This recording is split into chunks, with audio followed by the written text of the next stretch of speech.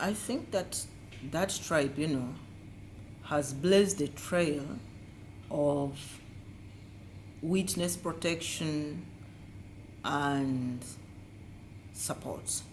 We had a witness protection and support section, and they would identify these witnesses wherever. Once the parties identify the witnesses, they ask the court to give them names, pseudonyms for their protection.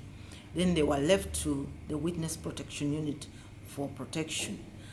They did a very good job of it, identifying them, counseling them, because almost all the witnesses in the tribunal were traumatized witnesses, be they Hutus or Tutsi. Because in 1994, one witness told us that if somebody told you that they didn't see dead bodies, they would be lying.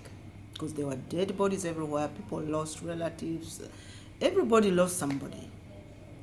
So they did a very good job of getting these people together, comforting them, empathizing with them, and making them ready for trial. And in the end, many of them were able to tell their stories, because even when they came to the courtroom, we always tried to make them very comfortable so that they could speak their minds. I certainly feel that there is a lot to do at the national level regarding witness protection and making the courts more accessible, because it's not enough to get the case on the docket. The procedures that follow before the case, the pre-trial phases, the trial phases, the post-trial phases, must all be attract people to come and litigate whatever they feel like litigating, be it criminal or civil. So I think that we need to do a lot to improve the courtroom atmosphere, and also to improve our outlook regarding our own staff, because they do a lot of stuff there which drives people away, and sometimes we have no jurisdiction over them because the public service employs them and deploys them, so we can't fire them. So that is the problem. This is at the national level. Yes, at least in my own country, the judges are governed by the Judicial Service Commission, while the staff are governed by the public service. That creates a problem.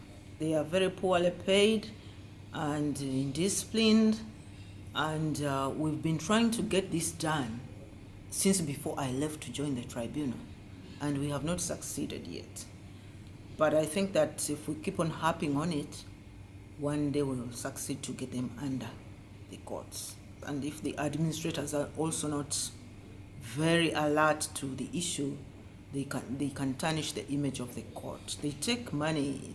They can even tell a litigant that the judge has said, particularly if they know the way the judgment is going in draft form, they will go to the litigant and say, the judge has asked me to ask you to bring some money so that you can give judgment in your favor.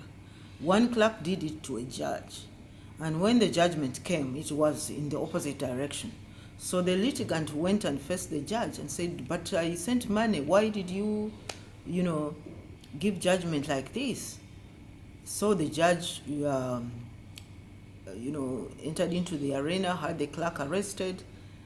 He was charged actually, but the case just died somewhere. We don't know what happened. It must be due to corruption or influence peddling. So those things happen quite a lot.